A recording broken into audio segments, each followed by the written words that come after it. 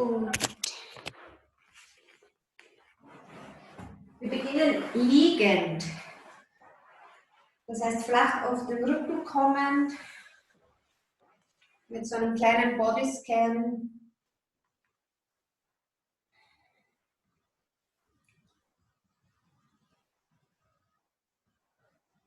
Streck die Beine wirklich aus.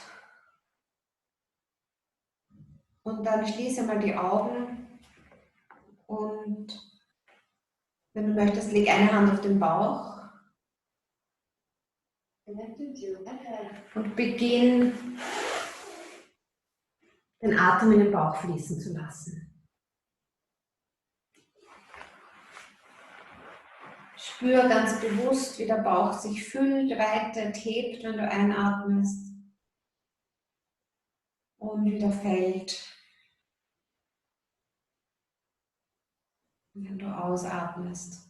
Und gib dir diese paar Momente wirklich anzukommen und jetzt nicht weiterzugehen mit Bewegung oder mit deiner Aufmerksamkeit, bevor du nicht das Gefühl hast, wirklich bei deinem Atem angekommen zu sein.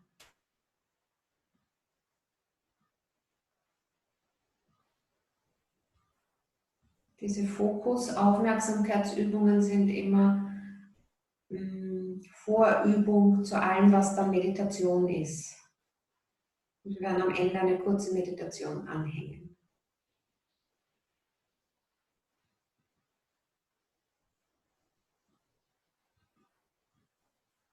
Es hilft mir auch immer in dieser Aufmerksamkeitsübung für deinen Belly Breath, für deinen Zwerchfellatem, mir das Zwerchfell wirklich vorzustellen.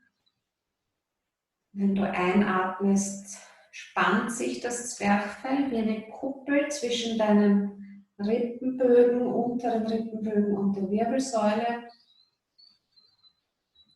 Und wenn du ausatmest, dann entspannt sich das Zwerchfell und zieht sich quasi in den Brustraum zurück.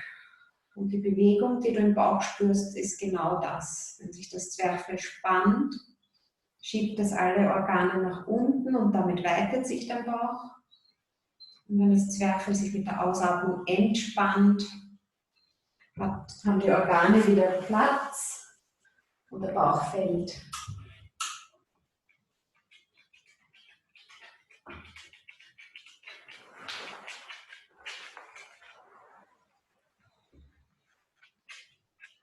Und dann komm mit der Aufmerksamkeit langsam in andere Körperteile. Schau mal, wie sich deine Füße anfühlen. Hast du das Gefühl, dass beide Füße gleichmäßig sich nach außen drehen? Oder ist da ein Bein, das sich leichter nach außen drehen lässt? Eine Zehenspitze, die eher nach oben zeigt als nach außen? Zeigen deine Knie in die gleiche Richtung? Liegen deine Gesäßhälften gleich schwer auf?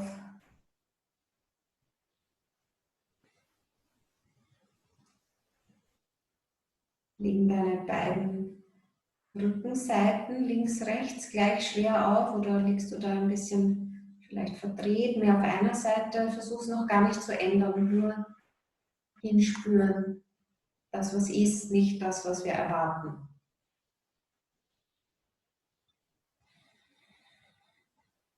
Schulterblätter. Sind deine Arme gleich weit entfernt von deinem Rumpf? Oder liegt ein Arm vielleicht näher?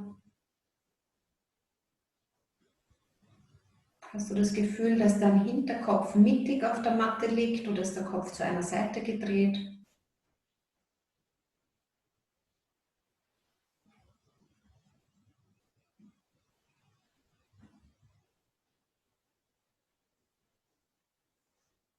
Stehen deine Hüftknochen gleich hoch oder gibt es da auch wiederum eine Hüfte, die ein bisschen höher zu stehen scheint?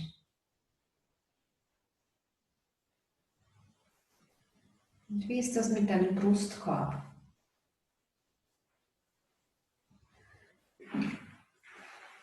Entschuldigt, mein Heuschnupfen. Steht eine Rippenseite vielleicht weiter hoch? Kann so ein Indiz sein für eine Wirbelsäulenverkrümmung seitlich, Skoliose. Steht eine Schulter vielleicht höher oder ist sie höher bei deinem Ohr?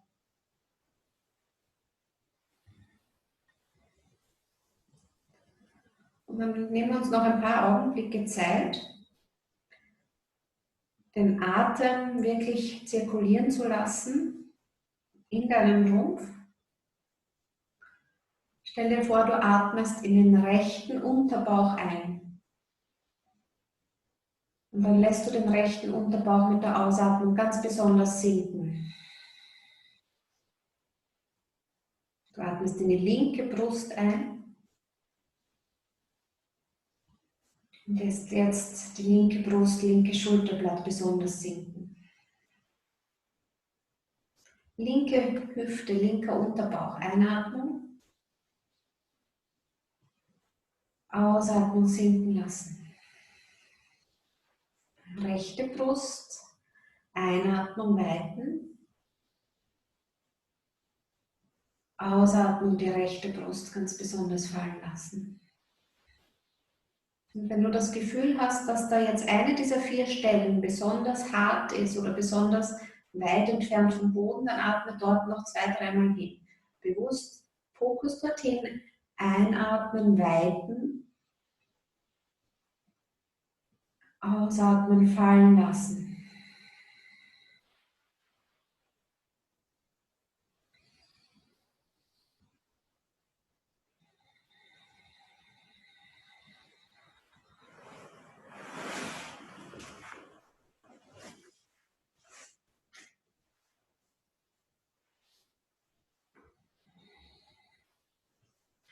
Und dann stell beide Beine auf.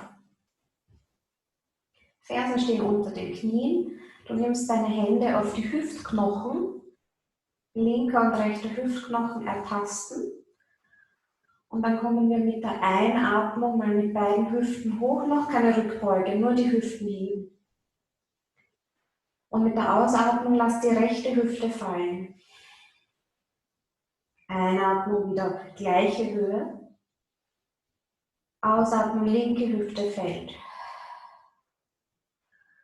Einatmung, gleiche Höhe. Ausatmung, rechts fällt. Ein, gleiche Höhe, Blick geht immer nach oben aus, links fällt. Einatmung, Hüften auf gleicher Höhe. Achtung, mit der Ausatmung kommen wir mit dem rechten Bein auf die Zehenspitze, Hüften auf der gleichen Höhe und strecken das rechte Bein nach vorne. Einatmung abstellen. Ausatmung jetzt ohne eine Hüfte fallen zu lassen. Linke Zehenspitze, Bein nach vorne strecken. Einatmung wieder beide Hüften auf gleicher Höhe. Wiederhole das noch einmal. Mit der Einatmung die Hüften auf gleich stellen, mit der Ausatmung ein Bein heben.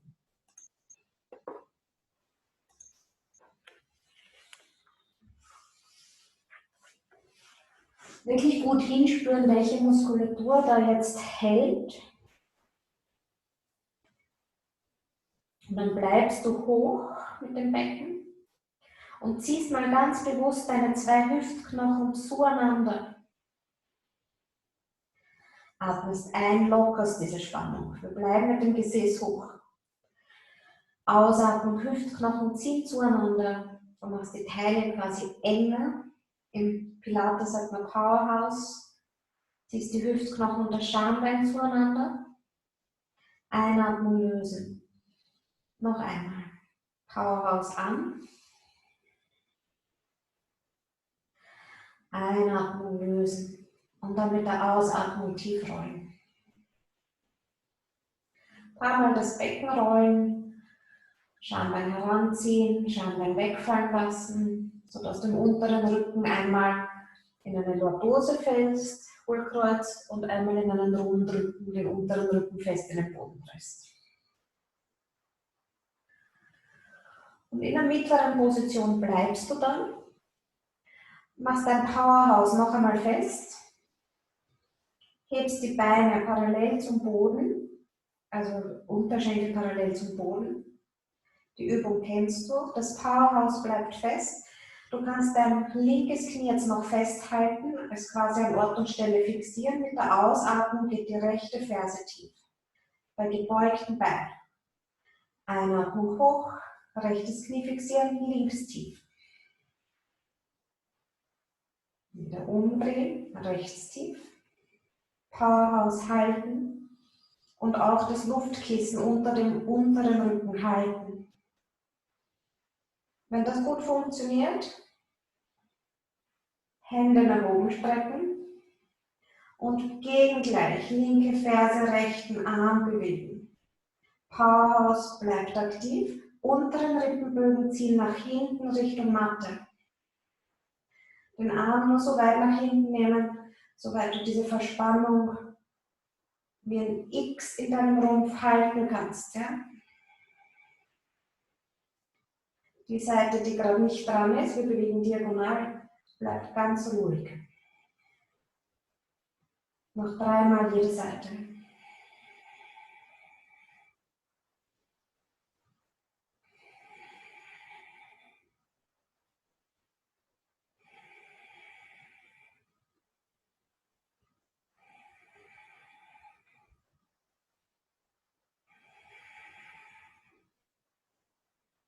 Und dann beide Knie heranziehen. Die rollen links, rechts.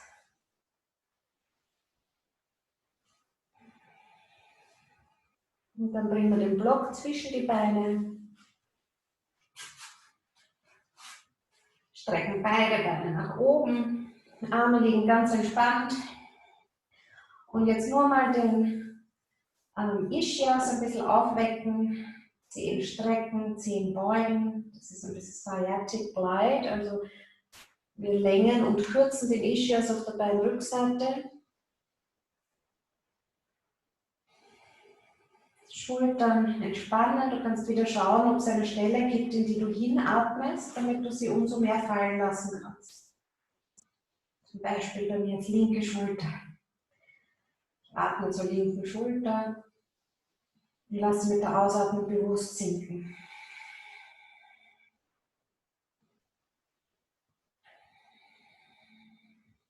Gut.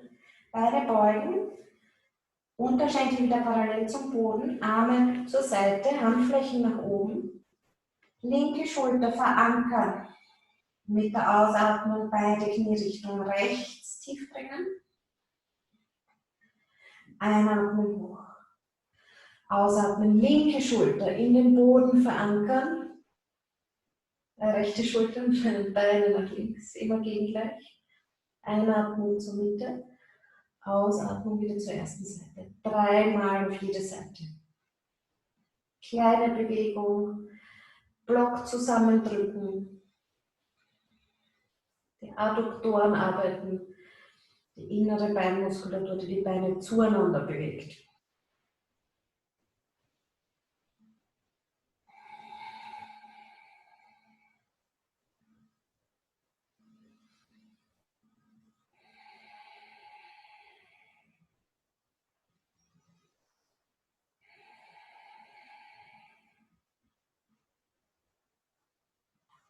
Beide Beine dann nach oben strecken, wenn du soweit bist.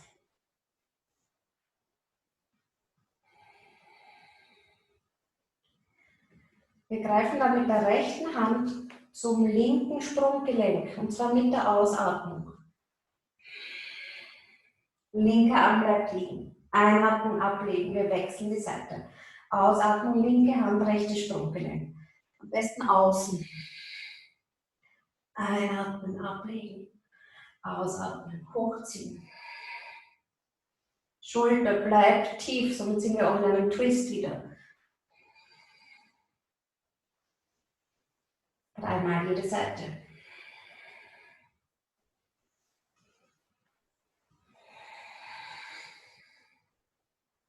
Dann kannst du den Block wieder herausnehmen, beide Knie zur Brust kommen lassen, dich ein bisschen schaukeln.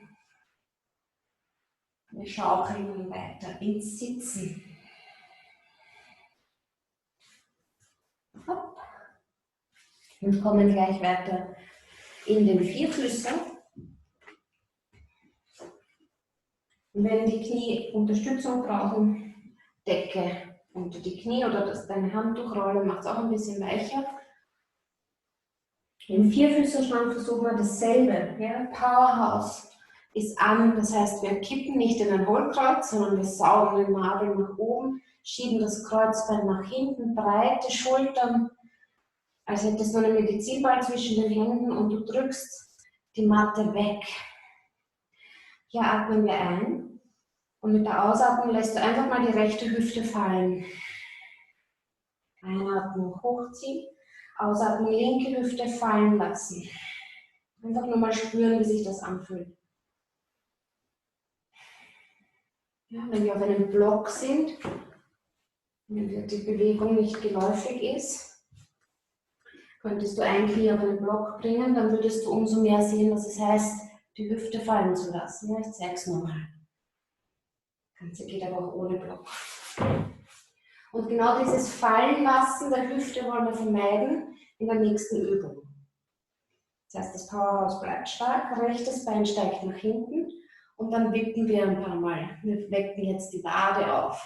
Gleichzeitig die Handgelenke, indem wir das Gewicht einmal mehr über die Hand bringen, einmal weniger.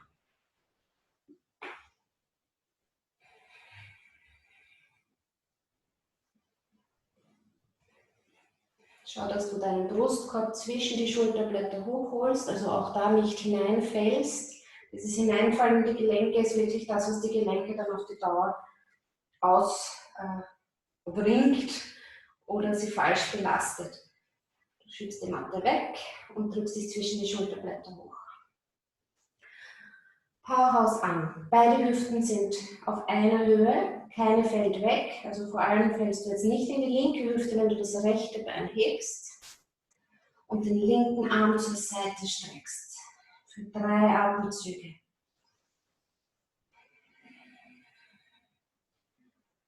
Versuch, die Hüften auf gleicher Höhe zu halten und versuch mit der rechten Hand weiterhin den Boden wegzuschieben unter dir. Der Nacken bleibt lang. Rechte Hüfte strecken, ohne im unteren Rücken ins Hohlkreuz zu kommen. Wunderbar. Setz dann wieder das Bein auf und fädel dann den linken Arm unter dem rechten durch. Rollkatze. Und ich drehe mich, damit du das besser siehst. Wir ziehen nicht einfach zur Seite, sondern wir ziehen zu unserem hinteren Knie nach hinten. Und den zweiten Arm, wenn du möchtest, kannst du in den unteren Rücken bringen. Handfläche schaut zum Himmel. Und hier bleiben wir. Wenn das zu instabil ist, Knie neben Knie. Und du kannst dich immer gern so ein bisschen rollen. Ja, spüren, was passiert, wenn ich ein bisschen bewege. Wo kommt dann der Zug hin?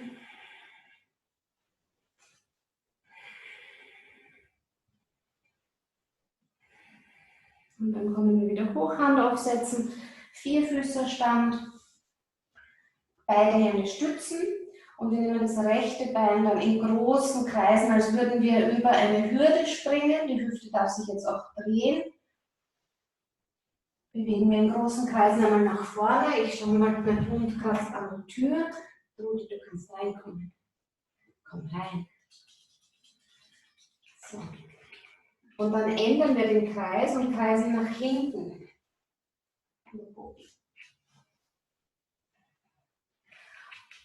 Und in diesen nach hinten Kreisen bringen wir dann das Knie ganz hinter das andere Knie und schieben das Bein gestreckt ganz weit nach hinten, bis wir uns hinter unserer Ferse absetzen können, wie eine Art Taube. Du solltest jetzt Dehnung auf der linken Gesäßaußenseite haben. Und das machen wir im Wechsel. Großer Kreis nach hinten, als würdest du über eine Hürde springen, kreuzen, nach hinten setzen. Das Powerhouse bleibt aktiv. Das heißt, das hintere Knie und die vordere Ferse ziehen zueinander. Einatmen, großer Kreis, ausatmen, setz dich nach hinten.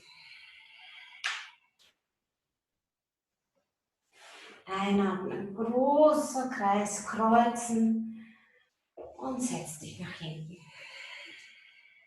Bleib jetzt hier. Du kannst die Stirn ablegen oder die Unterarme. Wenn das Gesäß zu hoch ist, Kissen, Block, Decke unter die linke Gesäßhälfte. Stell dir wieder vor, wie du den Atem dorthin schickst, wo es eng ist und mit der Ausatmung dort ganz besonders loslässt. Ja, die Muskulatur, die gerade noch super gehalten hat, darf jetzt loslassen, weich werden, die Gesäßaußenseite. 3 Atemzüge.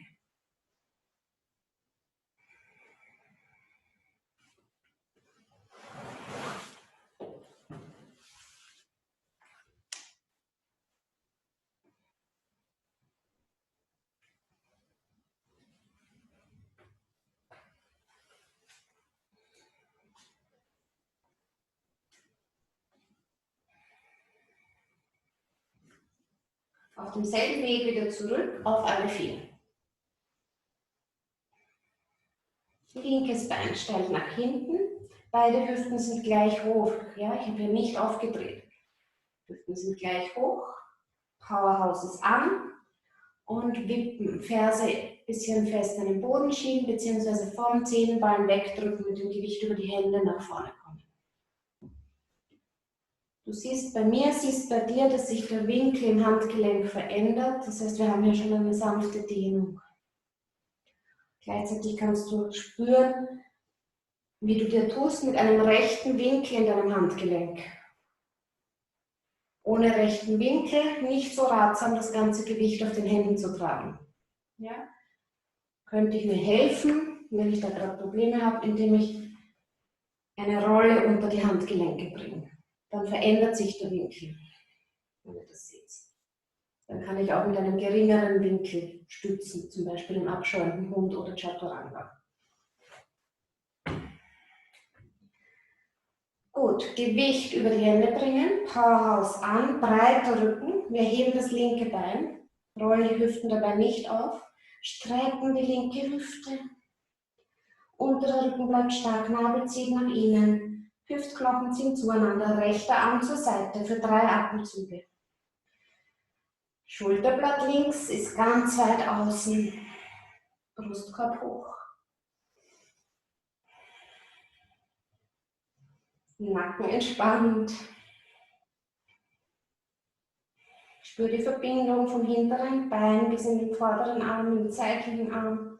Und dann Rollkatze, wir rollen schräg unter dem anderen Arm durch, zum hinteren Bein. Wenn das so instabil ist, Knie neben Knie. Die zweite Hand kann auf den unteren Rücken wieder kommen. Und du kannst wieder so ein bisschen rollen, schauen, wo du dich wohlfühlst.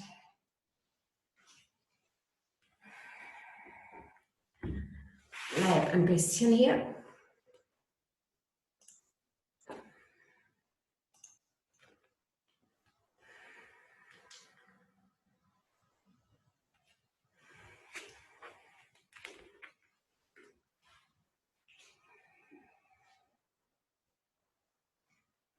Und dann komm aus der Rollkatze wieder heraus in deinen Vierfüßern.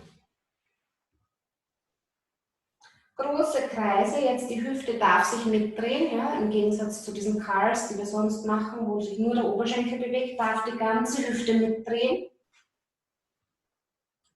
Wir gehen mit Kreisen nach vorne, 2, 3. Vielleicht sind die ganz anders als auf der anderen Seite. Und dann nach hinten und dann bewegen wir in dem Kreis auch hinter das andere Knie, drücken uns von den Händen weg schräg nach hinten, bis wir hinter unserer, ich muss nach vorne rutschen, nicht genug Platz, bis wir hinter unserer Ferse mit dem Gesäß tief kommen können, wie eine Taube fast. Rechte Gesäßhälfte bekommt Dehnung. Einatmen, großer Kreis, nach hinten, kreuzen, absetzen. Wieder hochkommen. Ein und aus. Ein und aus. Leg dich ab. 3 Atemzüge, wenn das Gesäß rechts zu hoch ist, Block oder Kissen drunter. Versuch das Powerhouse zu halten. Das heißt, du lässt den Oberschenkelknochen jetzt nicht ganz passiv zur Seite rutschen, in die Hüftpfanne nach außen, sondern du hast eine gewisse Grundspannung. Vom der vorderen Ferse bis zum hinteren Knie, zwischen den Hüftknochen und dem Schambein.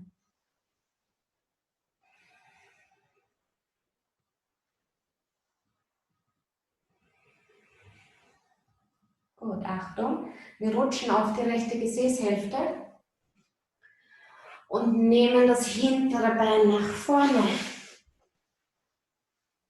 Wir kommen ins Sitzen. Wir greifen unser linkes Bein. Du richtest dich wirklich gut auf und beginnst dein Fußgelenk zu kreisen. Schultern sind tief. Unterer Rücken zieht in den Rücken hinein Richtung Bauch. Im Gegensatz zu, du fällst in den Kipferl. Und wir kreisen das Fußgelenk.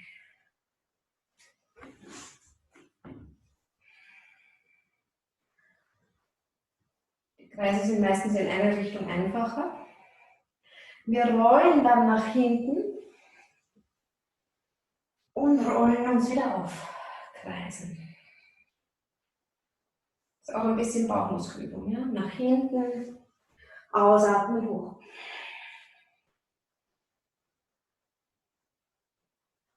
Nach hinten, ausatmen, hoch. Und ein letztes Mal. Komm nach hinten. Ausatmen, Nabel zieht zur Wirbelsäule. Powerhouse ist an. Komm hoch. Gut, Wechsel. Zweites Bein. Du greifst an die Wade, hinter das Knie oder zum Fuß, je nachdem, wo du hinkommst. Du möchtest aufgerichtet sein. Bei mir ein starker Unterschied jetzt zwischen links und rechts. Hier greife ich wesentlich tiefer, damit ich aufgerichtet sein kann. Fußkreisen.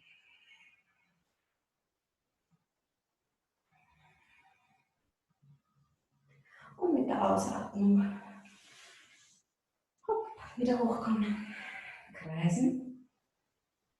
Tief. Ende der Ausatmung hast du die meiste Spannung im Bauch. Hoch. Unteren Rücken in die Wirbelsäule holen. Und tief. Und hopp, hoch. Noch einmal.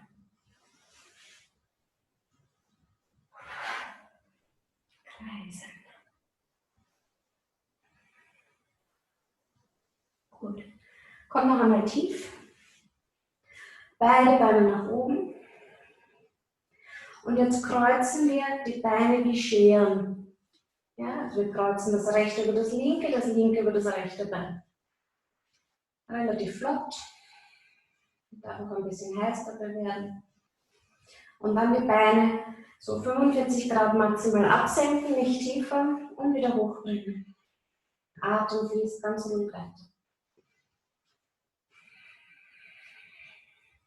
Schultern entspannen. Welche Schulter steht höher? Kann ich sie bewusst aktiv in den Boden fallen lassen. Also auch Entspannung ist was Aktives. Das ich aktiv anstoßen kann. Super. Ich hoffe, du spürst jetzt deinen Hüftbeuger. Wenn du unter deine Hüftknochen greifst, sollte der jetzt ziemlich aktiv sein. Noch einmal die Beine hochbringen und dann lass beide Knie in die Brust fallen. Jetzt entspannen sich die Hüftbeuger wahrscheinlich. Bis links, rechts rollen.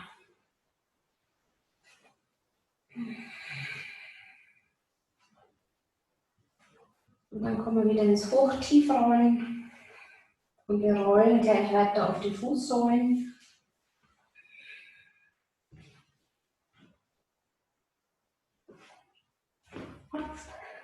Tiefe Hocke. Und dann kommen die Hände tief, steigen nach hinten in den abschauenden Hund. Schieb das Gesäß nach hinten oben Breite Schultern, Brustkorb zieht zwischen die Schulterblätter hoch. Beweg den Hund ein bisschen. Mach mal die Calves, also deine Beinrückseite unterhalb des Knies. Ein bisschen öffnen, wenn du die Fersen hebst und senkst.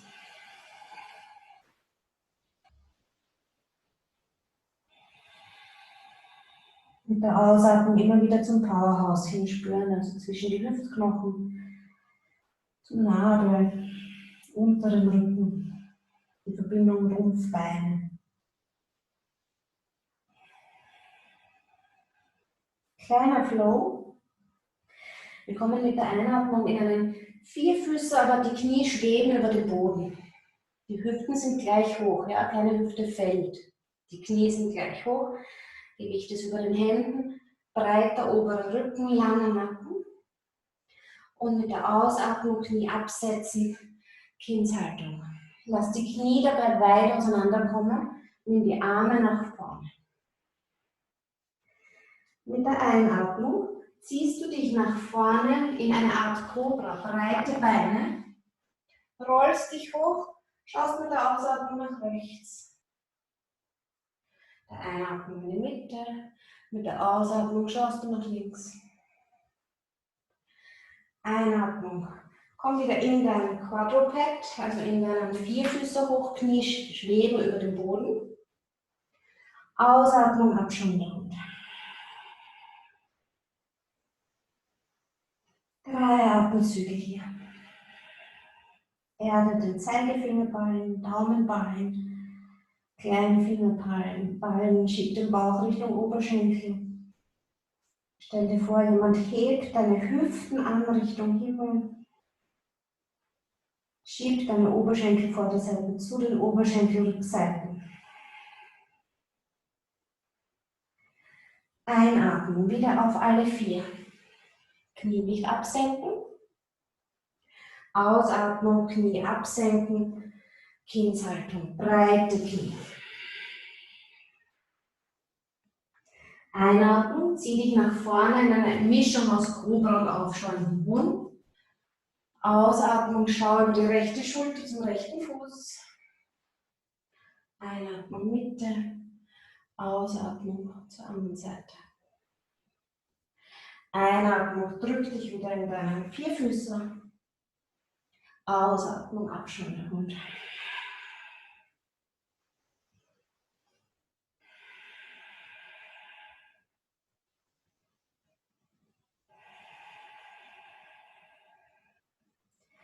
Einatmung auf alle 4. Nabel zieht hoch. Hüften sind parallel. Nacken ist lang. Ausatmung, Achtung. Jetzt schiebst du dich nach hinten auf die Füße. Tiefe Hocke.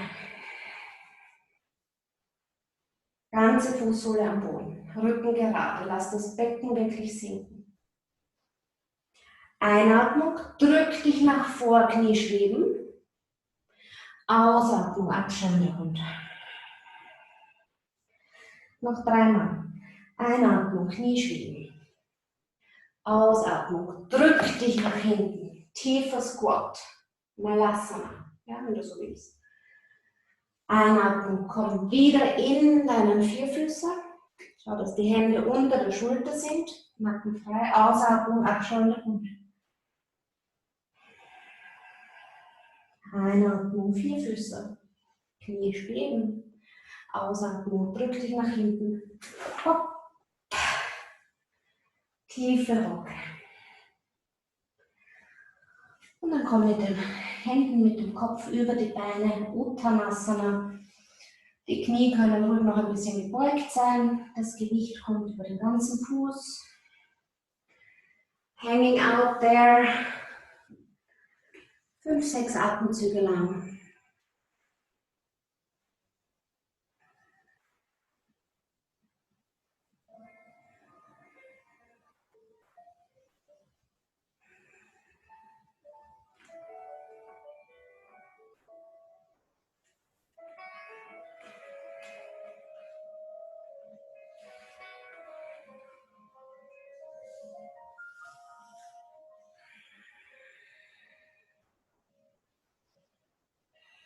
Du kannst auch abwechselnd die Knie beugen, vielleicht ein bisschen vor den Beinen links, rechts bewegen. Schauen, wo es dir am besten tut.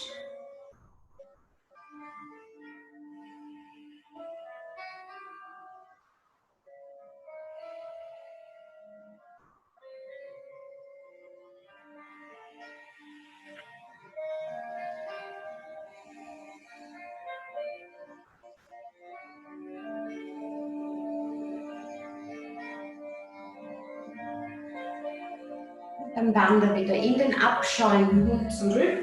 Ich versuche mich wieder anzukleiden. Mein Lieblings-Yoga-Gewand neigt dazu, mich selbst auszuziehen.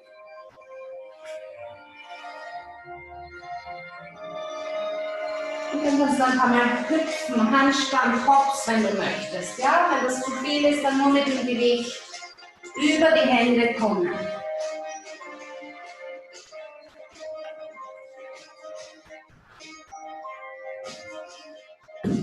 Versuch leise zu landen.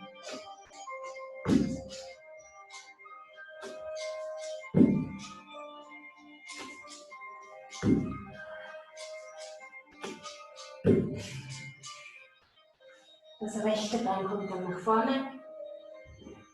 Das linke Knie tief. Rechte Hand kommt an die Innenseite deines rechten Fußes. Und mit der Einatmung öffnest du dich nach rechts und schaust nach oben. Ausatmung, wechsel die Hände. Twist.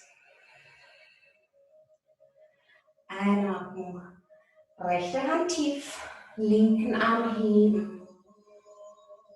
Ausatmung, wechsel. Du kannst das hintere Knie auch heben, dann hast du ein bisschen mehr Kräftigung, ein bisschen weniger Flexibilität.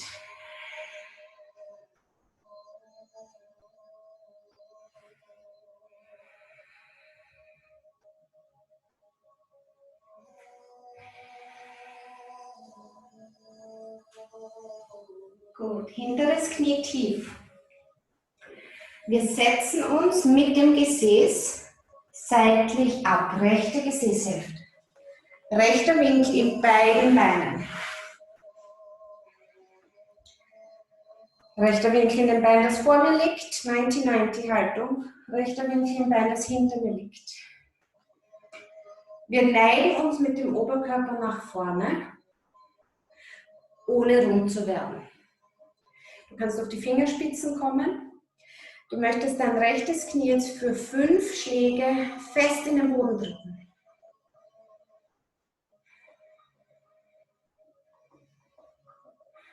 Und dann stellst du dir für 5 Schläge, also einfach bis 5 zählen, vor, dass du das rechte Knie vom Boden lösen willst. Aber du hebst es dabei nicht, als würdest du es gegen die Hand drücken.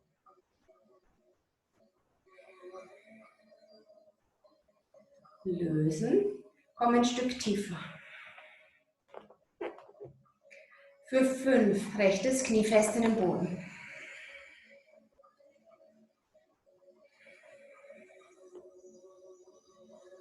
Dann stell dir vor, rechtes Knie hochziehen, ohne es zu lösen, isometrisch. Vielleicht die Hand verwenden als Gegendruck.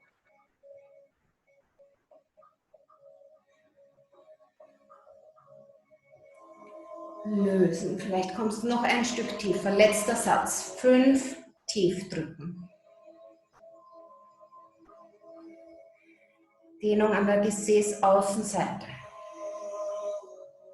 Gleichzeitig eine Kräftigung.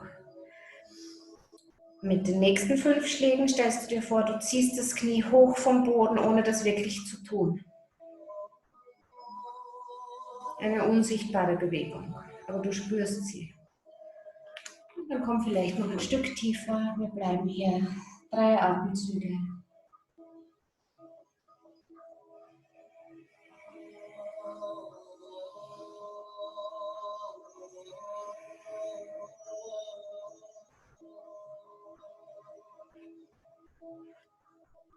Drück dich wieder hoch. Scheibenwischer. Beide Knie zur Mitte, beide Knie zur anderen Seite. Zur Mitte, zur anderen Seite. Du kannst dich abstützen Bisschen schwieriger ist es, wenn du die Hände nicht verwendest.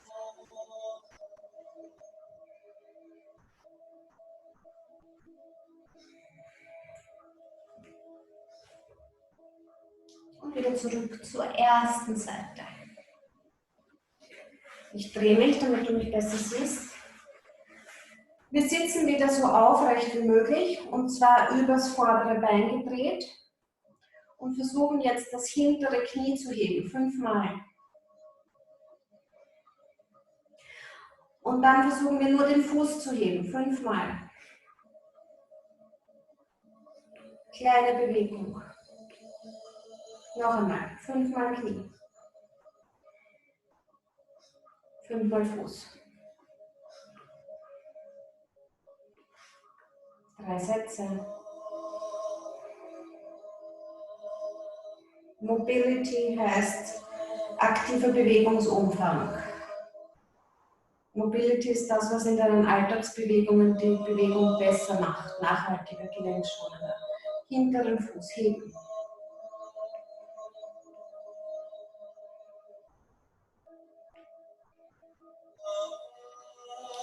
Gut, und jetzt versuch von Knie bis zum Fuß das hintere Bein, hinteren Unterschenkel fest in den Boden zu drücken.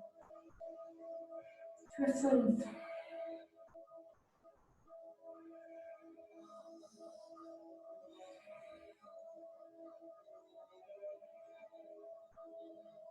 Weißt du noch, wo du hergekommen bist?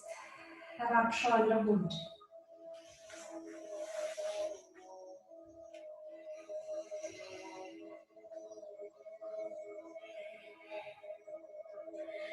Wir kommen jetzt vom herabschauenden Hund in einen Stütz. Und zwar in einen breiten Rückenstütz. Gesäß senken, aber nicht hineinfallen. Nabel zieht hoch. Gewicht ist über deinen Händen. Halbe Brudi.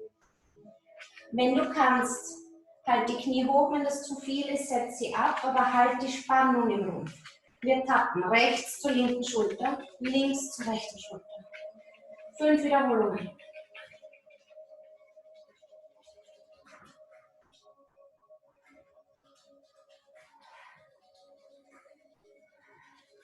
Wenn mehr gehen mehr, wunderbar. Und dann schiebst du dich wieder in den Abschalten.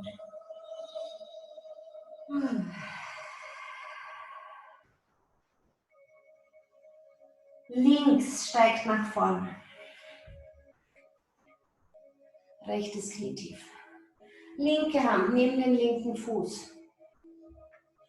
Einatmen, öffne dich nach rechts. Und der rechte Arm hebt. Ausatmen, Handwechsel, Drehung. Noch 4.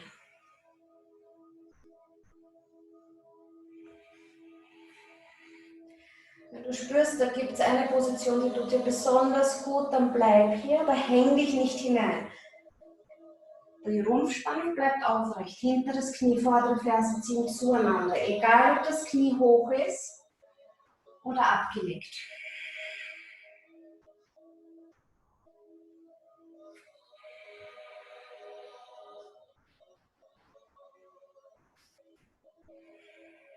Gut. Und dann kommst du von hier. Ich drehe mich, du drehst dich nicht. Du kommst einfach in einen Krieger 2 hoch. Linkes Bein ist vorne.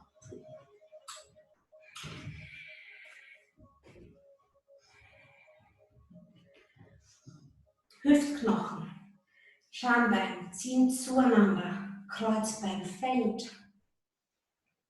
Arme sind ganz locker, Nacken ist locker.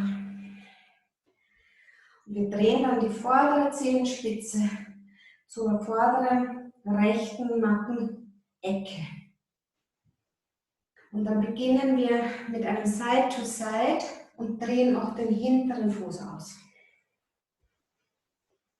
Versuch das Becken ganz tief zu halten.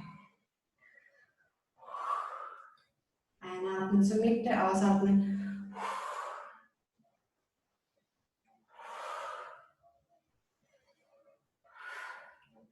Und vielleicht kommst du immer tiefer.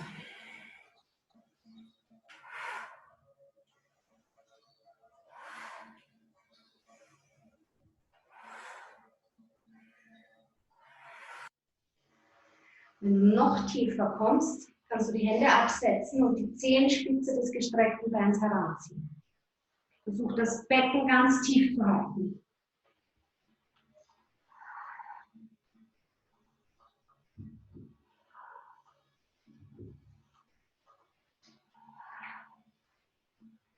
Und komm dann wieder höher.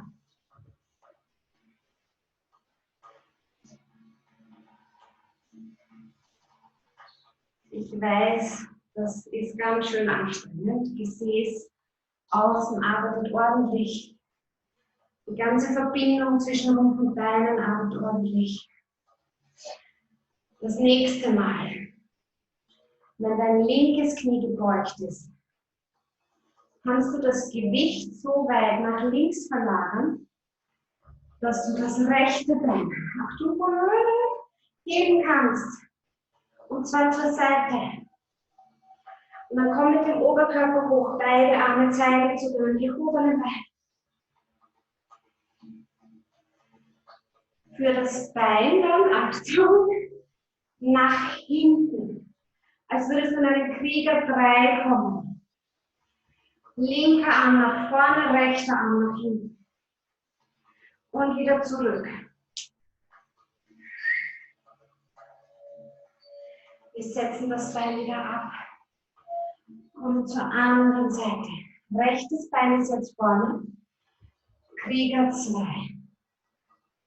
Blick über die vordere Hand. Hüftknochen, Schambein ziehen zueinander, Kreuzbein fällt. Hintere, vordere Ferse ziehen zueinander. Rumpf ist aus dem Becken hochgehoben, Schultern fallen, Blick über die vordere Hand. Noch 2 Atemzüge. Untere Rückenbögen. Saugen nach hinten, unten.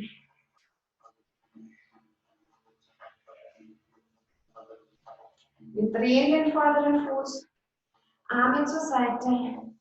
Wir drehen den hinteren Fuß, Seite zu Seite. Becken bleibt tief.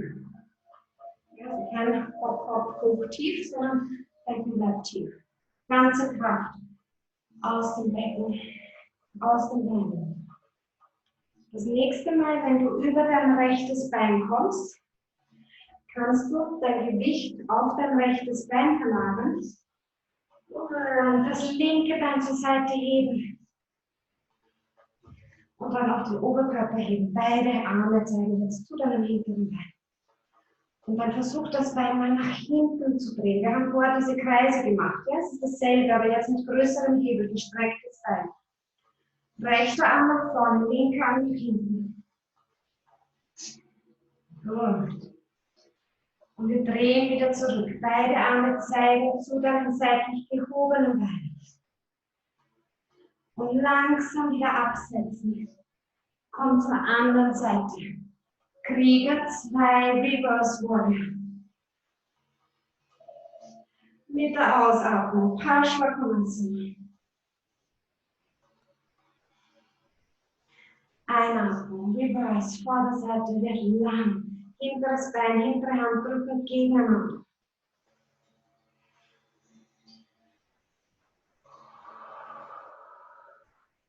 Noch einmal. Du hast immer noch diese Kraft im Becken, diesen Energiefluss. Dann kann die vordere Hand, wenn du möchtest, an die Innenseite deines vorderen Beins kommen und du streckst den zweiten Arm nach oben. Blicke nach oben geben. Sitzbeinhöcker ziehen zueinander, Kreuzbein schiebt zur hinteren Ferse. Beide Oberschenkel saugen in die Hüfte und der Oberkörper ist lang aus dem Becken herausgezogen. Gut. Wir kommen zur anderen Seite. Side to Side, Zehenspitze eindrehen, Arme zur Seite, zweite Zehenspitze dazu nehmen. Komm zur anderen Seite. Reverse Warrior. Parshvakonasana.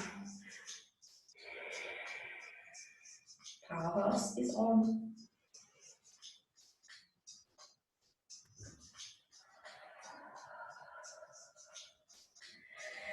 Einatmen, Reverse. Und jetzt, wenn du möchtest, vordere Hand in deinen vorderen Fuß. Wenn das zu tief ist, Block. Zweiten Arm übers Ohr mitziehen. Blick kann tief gehen. Oder nach oben. Und dann zieh den Arm hoch, als könntest du dich in einer Straßenbahn, in einer Schlaufe anhalten. Gewicht ist auf beiden Beinen. Gut. Wir gehen wieder Side to Side. Kennst du schon.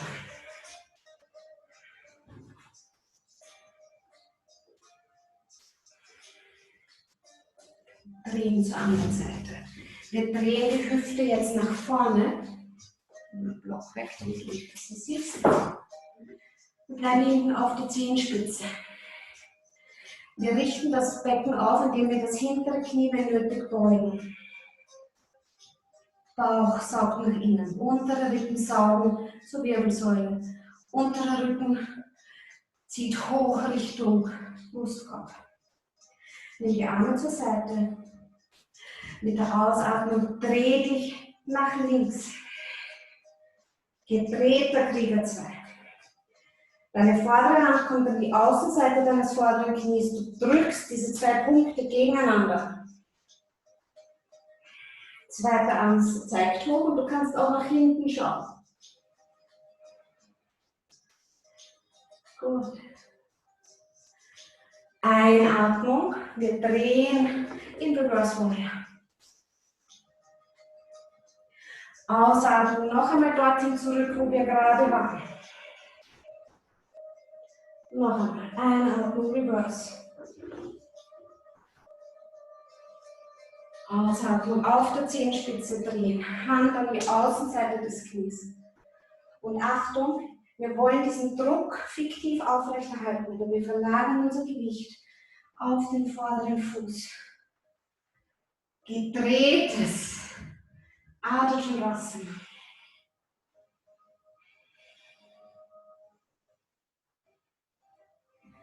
Gut. Ausgangsposition, Krieger 2. Gleich ist der anstrengende Part vorbei. Wir drehen wieder Side to Side, Zehenspitzen drehen.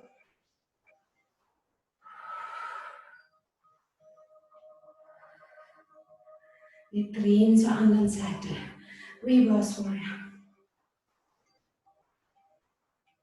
Und dann drehen wir die Hüfte nach vorne. Kommen auf die Zehenspitze, Arme zur Seite. Becken ist aufgerichtet. Ausatmung, drehen nach rechts. Sitzbeine zueinander, Hüftknochen zueinander. Hand an die Außenseite deines Knies, zweiter Arm zeigt nach oben, du kannst dort auch hinschauen. Einatmung, dreh, Reverse. Ausatmung, dreh auf den hinteren Fuß. Nimm den Arm hoch. Einmal wechseln wir noch. Einatmung, Reverse Warrior. Ausatmung, wir drehen. Und dann versuchst du das Gewicht auf dein rechtes Bein zu laden. Diesen Druck fiktiv aufrechtzuerhalten. Ich habe zu wenig Platz, deswegen wandere ich weiter nach hinten. Die Hüftknochen ziehen zueinander. Die Sitzbeine ziehen zueinander. Der Brustkorb dreht. Weite Flügel. Gut. Langsam absetzen, öffnen, Krieger 2. Side to Side. Und wir gehen wieder tiefer. Wir gehen so tief, dass die Hände den Boden erreichen. Und wir bleiben. Linkes Knie gebeugt, rechtes Bein gestreckt. Für 3.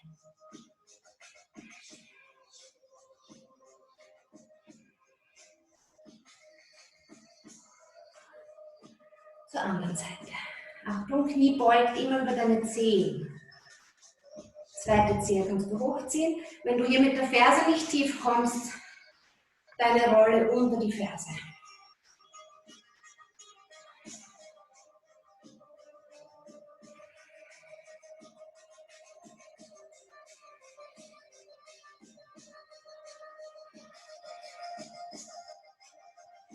Gut. Komm wieder zur ersten Seite. Und dann bringst du deine linke Hand nach vorne, den rechten Arm nach oben. Wenn du möchtest, beint, kommst mit der Schulter ganz nah zum Knie, greifst um dein Bein herum, die zweite Hand greift hinter dem Gesäß, die erste. Knie geht nach oben und langsam wieder zur anderen Seite wechseln. Achtung, immer aufs Knie. Rechte Hand greift nach vorne, zweite Arm zeigt nach oben, Zehenspitzen ziehen heran. Wenn du binden willst, binden hinterm Gesäß.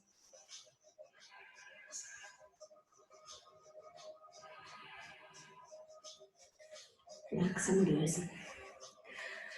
Gut, wir kommen in Malasana. Du setzt das Gesäß wieder tief, haben wir am Anfang auch schon gehabt. Du kannst es gerne auf den Block setzen. Ganze Fußsohle ist am Boden. Hände vor der Brust zueinander.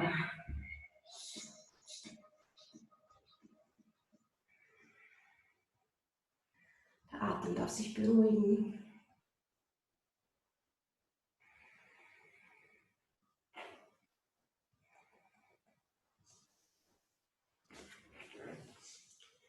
Der Rücken ist aufgerichtet.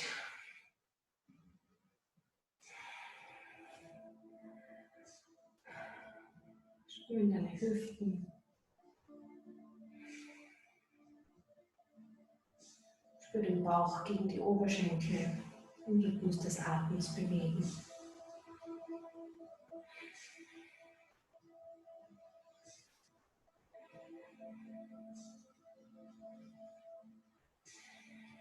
Wir kommen jetzt zu den Restorative Haltungen.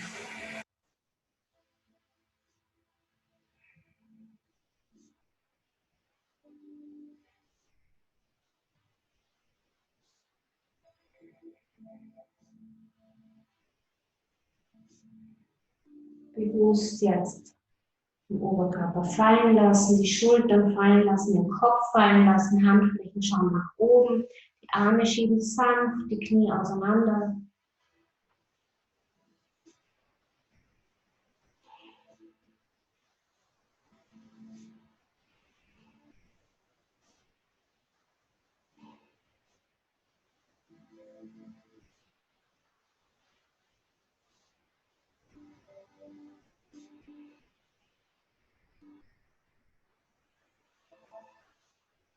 Den Kopf wieder ein bisschen ausschütteln.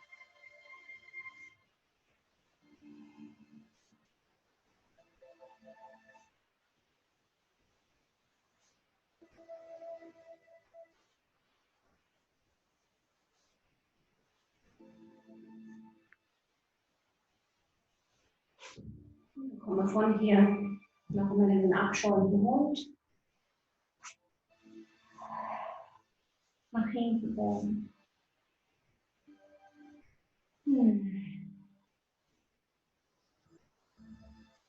Strecken das rechte Bein nach oben. Großer Kreis mit deinem rechten Knie. Du steigst rechts zur Außenseite deiner rechten Hand. Bringst das linke Knie tief. Kannst das rechte Knie jetzt wirklich nach außen, so wie man sieht, wegfallen lassen, sodass sich vielleicht sogar die Fußsohle löst. Achtung, aber im Fußgelenk nicht verdrehen, ja, auch nicht die Fußgelenksaußenseite verdrehen oder überdehnen.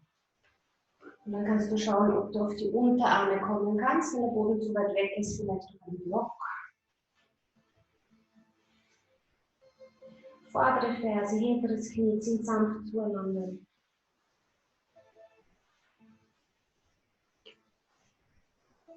Je nach Hüften kann das Knie weiter nach außen fallen oder nicht so weit.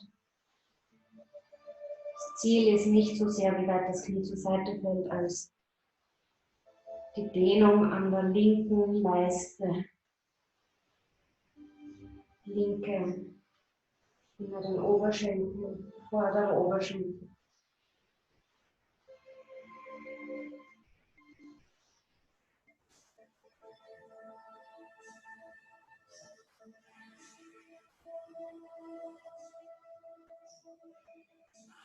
Langsam wieder heraus. Zurück. Abschauen im Mund.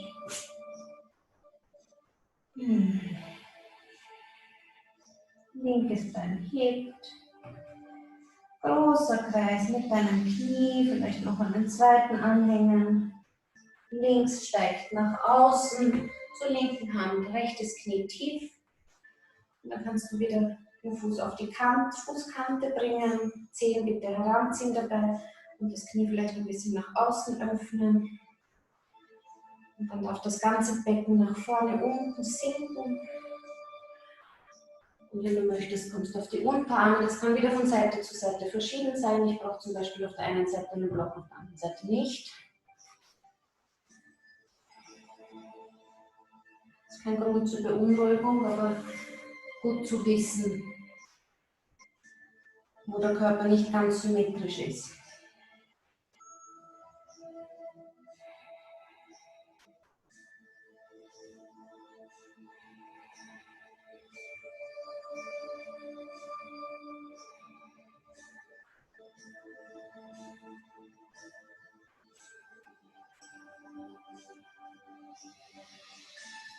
Kommen dann vorsichtig wieder hoch. Letztes Mal Kindshaltung oder abschauender Hund. Du möchtest den Rücken noch einmal ganz lang machen.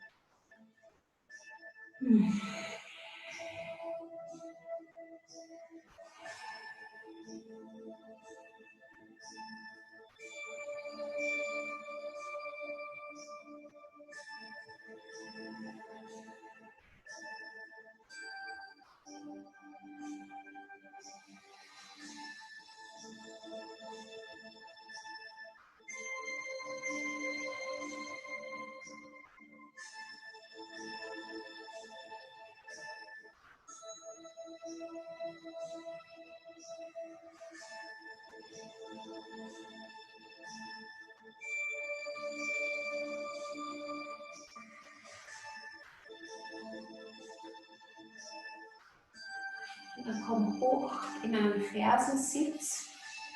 Du brauchst eine Handtuchrolle. Wir bringen das Handtuch dann ganz eng in die Kniekehlen. Ja, wir sind jetzt bei der Beinrückseite. Öffnen im Yoga oder dehnen.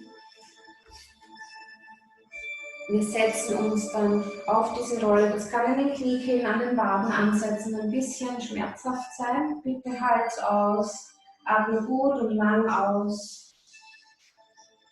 Beobachte, wie sich der Schmerz verändert, wenn du nicht dagegen ankämpfst.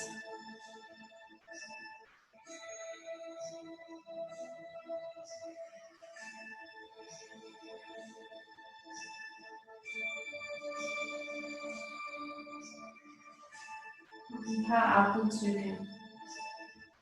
Lass dich in den Schmerz sinken, anstatt ihn wegdrängen zu wollen. Beobachte, wie er an Intensität nachlässt. Wir uns nicht dagegen stemmen.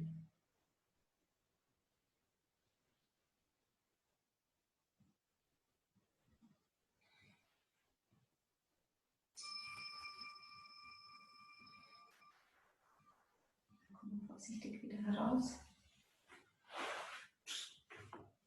Beide Beine nach vorne. Wir rollen uns auf den Rücken tief.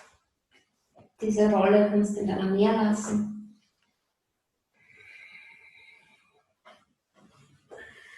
Wir nehmen die Rolle dann quasi als Gurt und bringen das Handtuch als Gurt um unseren Fuß. Schultern sind entspannt. Wir strecken das rechte Bein nach oben.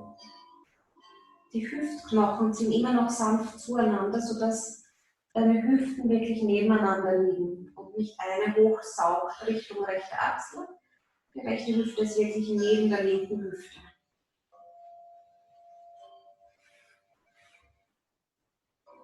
Wenn möglich, öffnest du die Kniekehle jetzt wirklich ganz, also streckst das Bein ganz, ziehst die Kniescheibe heran, aktivierst die Oberschenkelvorderseite, damit die Oberschenkelrückseite loslassen kann. Ziehst die Zehen heran. Wenn da ein bisschen so ein Zittern jetzt dabei ist, dann darf das so sein. Wenn man Muskelentspannung verliert.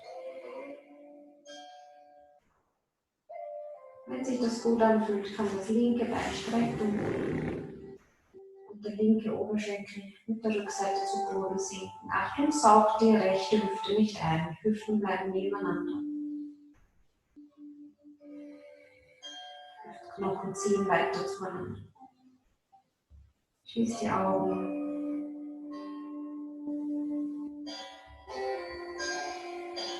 Stell dir vor, dass mit jeder Ausatmung eine Muskelfaser loslässt, ein bisschen auseinanderrutscht, nachgibt.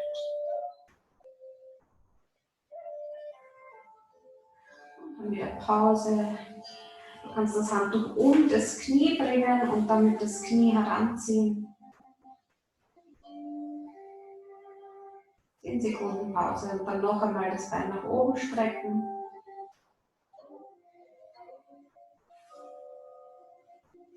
Für 30 Sekunden.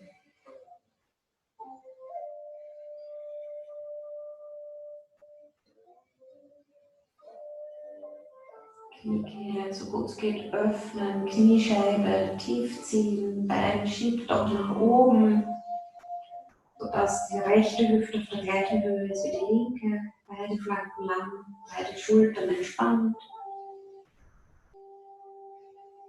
Wenn du möchtest, ziehst du dich jetzt in Tiefe des Handtuchs hoch zu deinem Bein.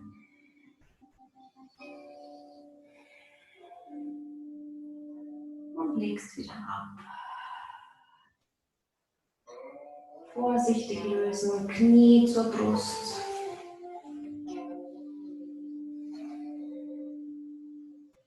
Kurze Pause.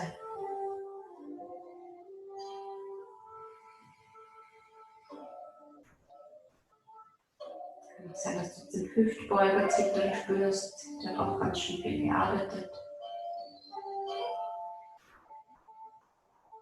Und letztes Mal rechtes Bein nach oben. Du kannst dich wieder hochziehen. Bitte immer sorgsam mit dem Hamstring. Der Hamstring lehrt uns Geduld, also die Oberschenkelrückseite, die ischiorale Muskulatur. Und wenn du hier zu ungeduldig bist und zu schnell, zu tief hinein möchtest, dann sind die Folgen meistens eine Zehrung, die wochenlang dauert. Ja, also das alles mit Geduld.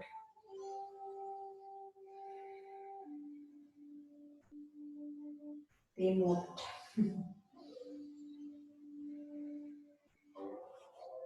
Alles braucht seine Zeit. Und langsam wieder ablegen. Und diesmal beugen wir wieder langsam das Knie. Und lassen das Knie Richtung rechte Schulter fallen.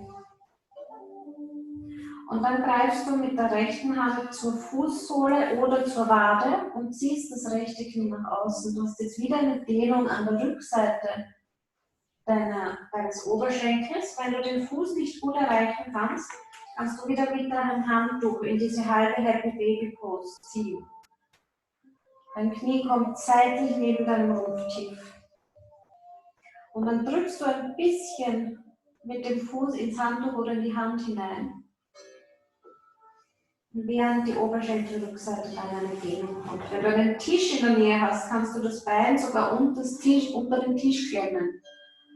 Ja, dann kann sich der Oberschenkel noch ein bisschen besser entspannen. Schau, dass wieder beide Hüften nebeneinander sind und nicht die rechte hochrutscht Richtung Achsel.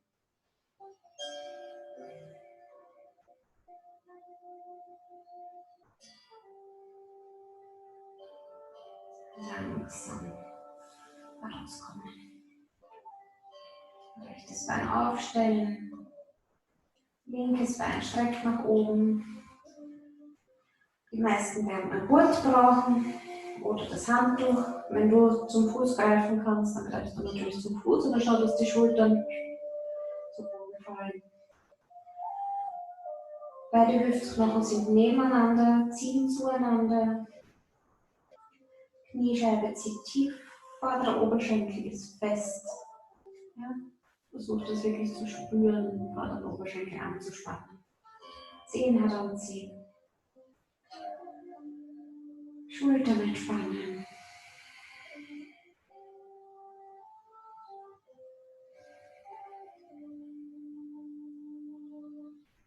Und eine kurze Pause. Knie fällt zur Brust.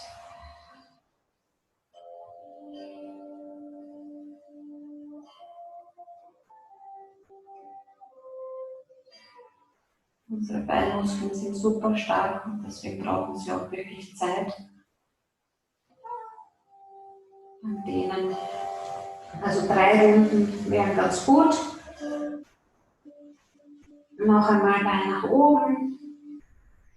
Schauen, dass die Hüften parallel sind, die Flanken, die Keile gleich lang.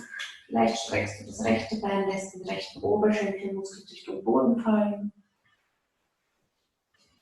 Spannst die Vorderseite des linken Beins an, kannst dich auch mal hochziehen. Und schauen, ob du das Bein ein bisschen näher zu dir ziehen kannst, wenn du ablegst. Wenn nicht, dann nicht. Ja, wie gesagt, Geduld.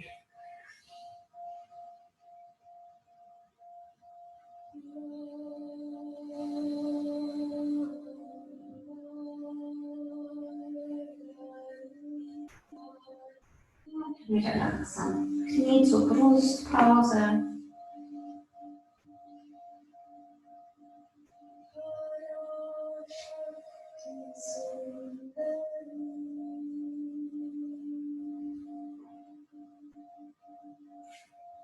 Und noch einmal. Vielleicht spürst du, wie in dieser Zeit, die du dir gibst, nicht nur die Muskulatur ihren Griff lockert, sondern auch im Kopf Platz entsteht. Dort, wo wir uns festgefahren fühlen, dort, wo wir uns in einer Einbahn fühlen, in einer Enge, entsteht auf einmal Raum, entsteht Weite, entstehen Handlungsmöglichkeiten.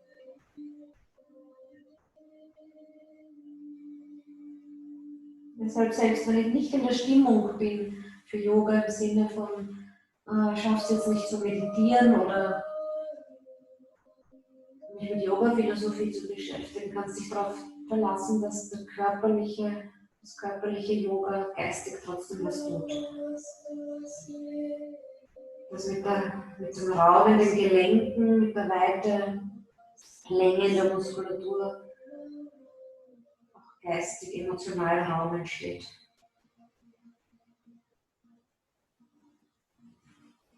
Und dann kommen wir wieder in unser halbes Happy Baby. Das Knie sinkt zur Außenseite des Rumpfs links. Entweder greifst du zum Fuß oder verwendest das Handtuch dafür. Versuch trotzdem, deine Hüften nebeneinander zu halten und jetzt nicht die linke Hüfte hoch zu saugen, Richtung Schulter. Sanfter Druck gegen die Hand oder das Handtuch. Die andere Hand kann auf der rechten Leiste liegen und dort Erdung geben.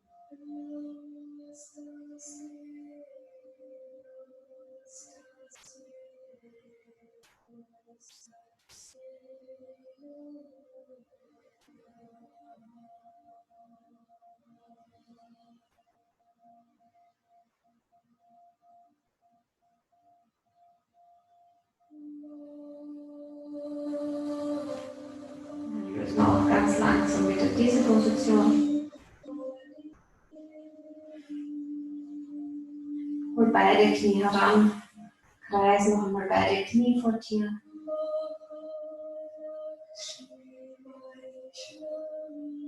Dann bring die Fußsohlen zueinander, lass die Knie zur Seite auffallen. Supta, Baddha Konasana, liegender Schmetterling. Wenn die Knie sehr hoch stehen, unterstütze sie mit einem Block oder einem Kissen, damit du die Hüfte wirklich entspannst. Lass den unteren Rücken fallen, lass die Schultern fallen.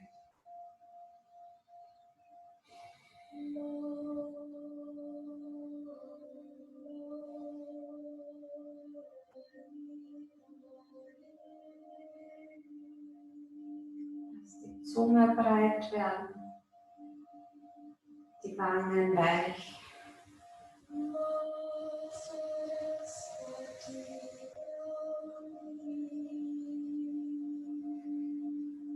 Gibt es wieder eine Stelle im Körper, die nicht so gut gewurzelt ist, geerdet, dann atme dorthin. Bei mir wieder meine linke Lieblingsschulter. Da gebe ich jetzt ein bisschen Lock, indem ich hinatme. Mir vorstelle, der Lungenflügel dehnt sich in die linke Schulter hoch aus. Und mit der Ausatmung bewusst dort loslassen. Das mache ich so lange, bis ich das Gefühl habe, da ist jetzt mehr Erde.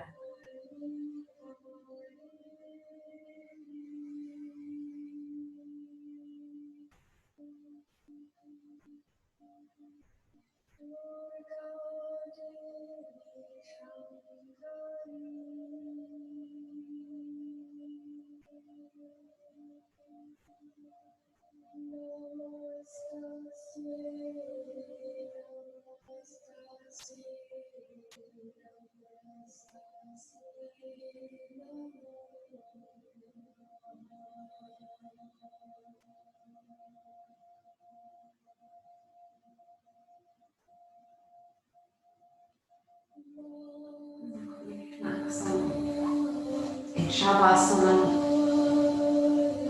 Vielleicht Socken anziehen, vielleicht zudecken, vielleicht eine Rolle unter die Knie. Machst du bequem.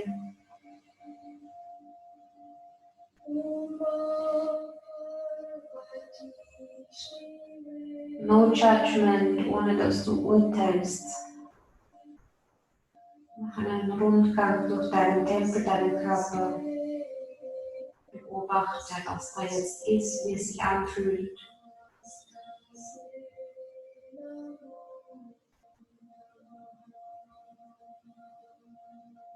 Die großen Muskeln der Oberschenkel, Jungs, Gesäß, Waden, Fußsohlen,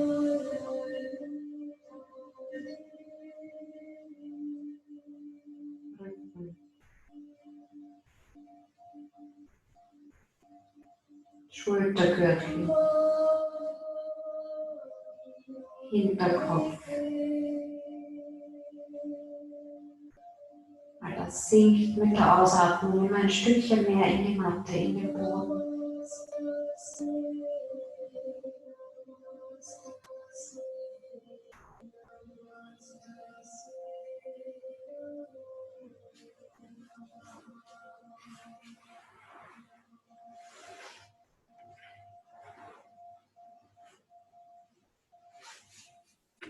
Mit jedem Ausatmen ein bisschen schwerer, ein bisschen tiefer.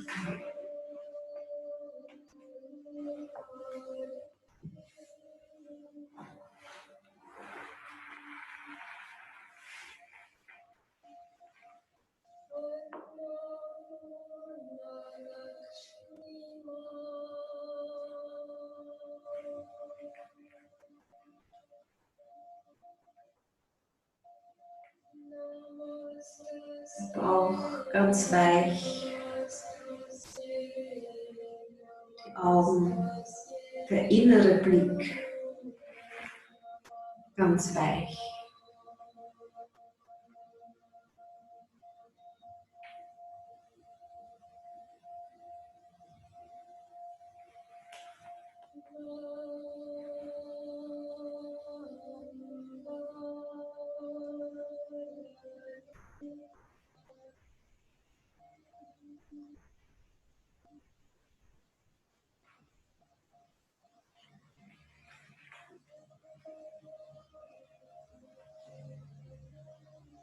Wenn du möchtest, kommst du für die letzten Minuten in einen Meditationssitz, kein Muss, wenn es dir gut geht, im Shavasana bleib. Wenn du Lust hast auf Meditation, komm ins Sitzen. Nimm diese zwei Qualitäten mit, der Fokus,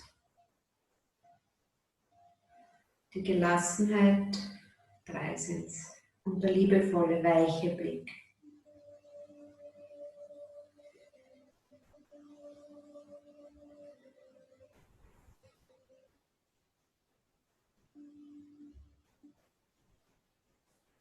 Wenn wir kein Meditationsobjekt haben, also kein Yantra, kein Mantra, kein Objekt, im Sinne zum Beispiel einer Kerze, einer Flamme,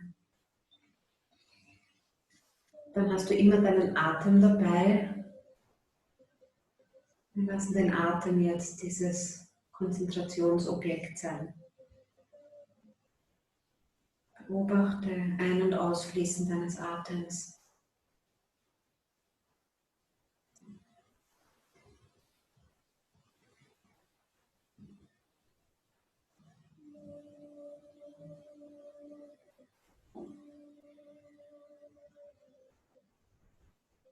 Du kannst deinen Atem zählen. 4 ein, 8 aus.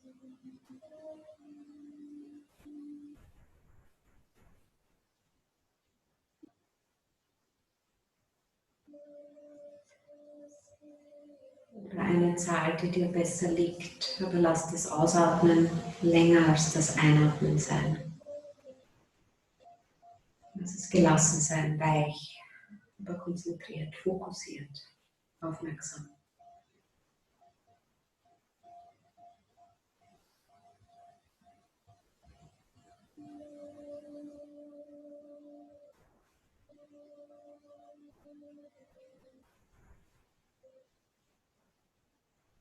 Gedanken, alle körperlichen Wahrnehmungen, alle Geräusche, die du hörst, alle inneren Bilder, die du siehst. All das darf da sein. Und deine Zugewandtheit gilt deinem Atem.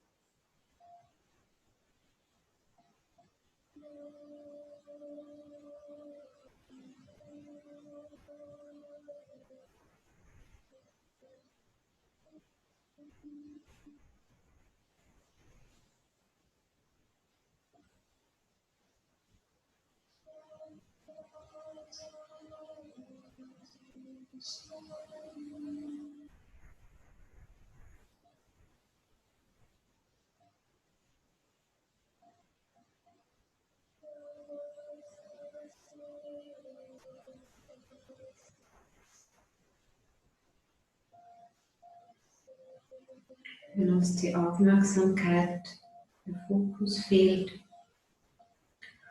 dann wird aus der Meditation aus Shavasana ein Einschlafen.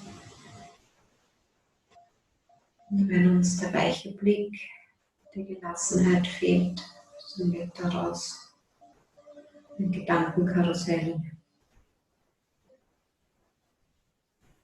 und vielleicht sogar noch Selbstvorwürfe. Such beides im gleichen Maße da sein zu lassen.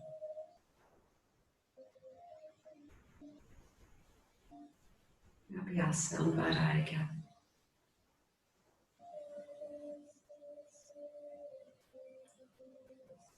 Das Bemühen, das Üben, das sich vom Ergebnis lösen.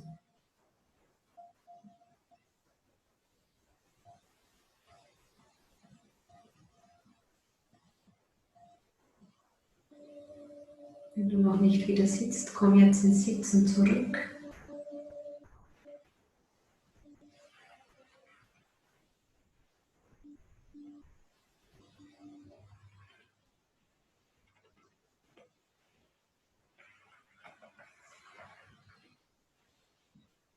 Noch im Sitzen. Such sanft dein Powerhouse. Hüftknochen, Schambein zueinander zu ziehen und dich aus dem Becken ein wenig zu heben.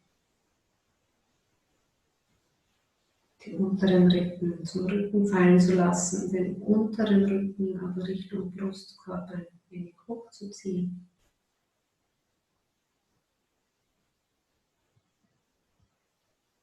Und bring die Handflächen zueinander am Chalintra. Und lass innerhalb deiner Handflächen ein bisschen Raum entstehen. So wie jetzt auch Raum in deinen Gelenken, in deinem Körper, in deinem Geist entstanden ist. Als kleine Erinnerung dafür, dass wir diesen Raum immer selbst schaffen können, egal was sich im Außen tut. Ich weiß, ihr wisst das schon. Wir müssen uns nur immer daran erinnern. Namaste.